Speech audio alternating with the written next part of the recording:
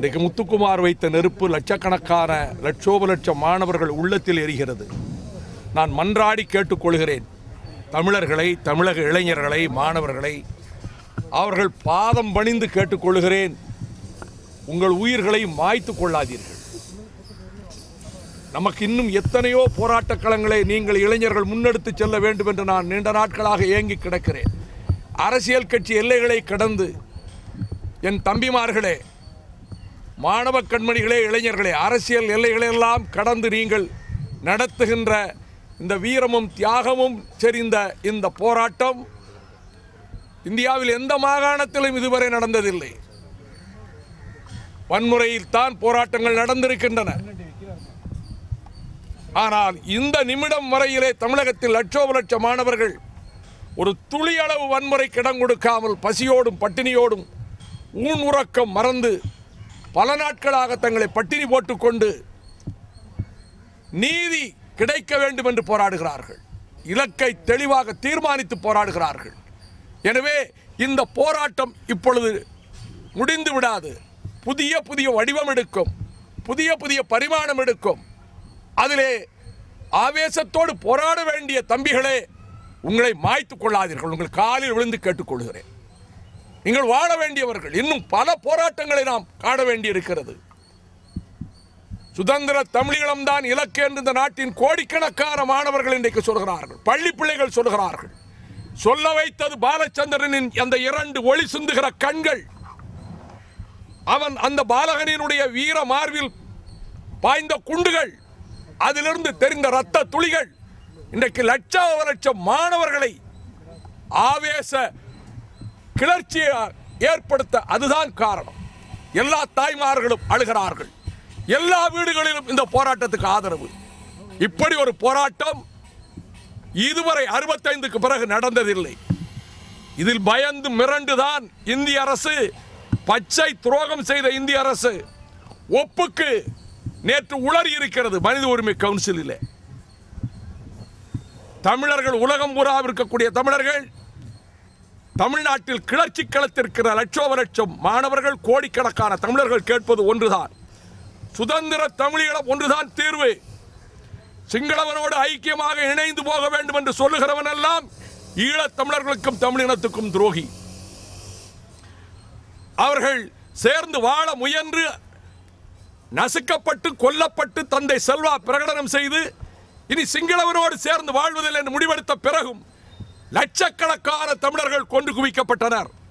இந்த இனப்படுகொலை ராஜபக்சே செய்தானே, அதற்கு சுதந்திரமான பன்னாட்டு விசாரணை, இதை மனித உரிமை ஆணையர் நவநீதம் பிள்ளை 11ஆம் தேதி பிப்ரவரி மாதம் கொடுத்த அறிக்கையில் நிறைவான ஆபரேட்டிவ் போர்ஷன், அந்த பரிந்துரையை முதலில் ஒப்புக்கு அமெரிக்கா வரைவு தீர்மானத்திலே சேர்த்து இந்தியாவும் இலங்கையும் சேர்ந்து வற்புறுத்தியதால் அது எல்லாவற்றையும் நீக்கிவிட்டது.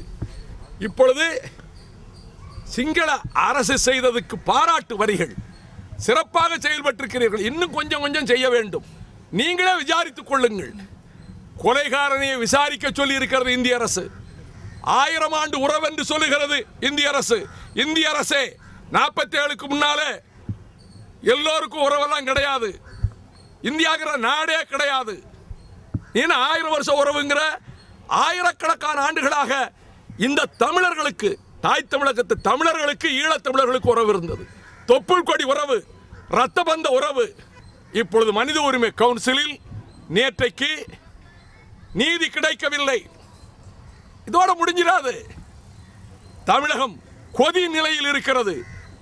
இன்றைக்கு தமிழகத்திலே லட்சக்கணக்கான மக்கள் போராட்டம், மாணவர்கள் எடுத்து வைத்த போராட்டம், அவர்கள் தொடங்கி வைத்தது, இந்த மக்களும் சேர்ந்து கொண்டார்கள். இதற்கு இது புதிய புதிய வடிவம் எடுக்கும்.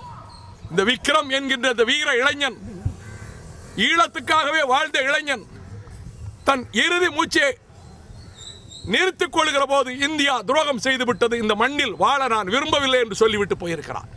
இதுவரை 20 பேர், முத்துக்குமார் தொடங்கி மணி முடிய, அதற்கு பிறகு விக்ரம், இங்குதான் முத்துக்குமார், இங்குதான் மணி, இங்குதான் விக்ரம். இதோடு நிற்கட்டும்.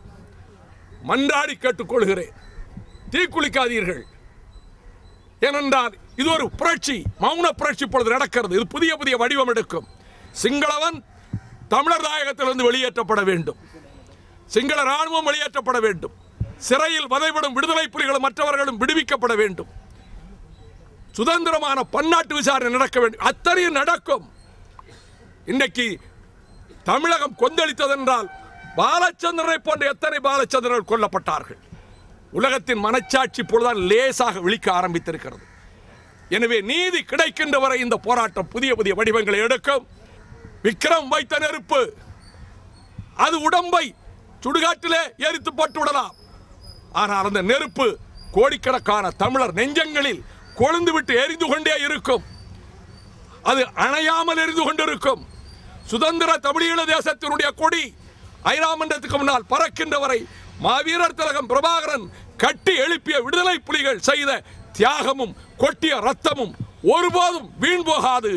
ஆகவே விக்ரமனுடைய இந்த தியாக மரணத்தில் அவருக்கு கண்ணீர் அஞ்சலி செலுத்துகிற அதே வேளையில் எந்த காரணத்தை முன்னிட்டும் உங்களை மாய்த்துக் கொள்ளாதீர்கள்.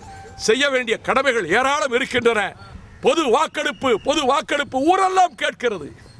ரெஃபரண்டம் ஊரெல்லாம் கேட்கிறது. பிரபாகரன் விடுதலை புலிகள் ஊரெல்லாம் சொல்லுகிறார்கள். இப்படி ஒரு நிலை உருவாக்கியது மாணவர்கள்.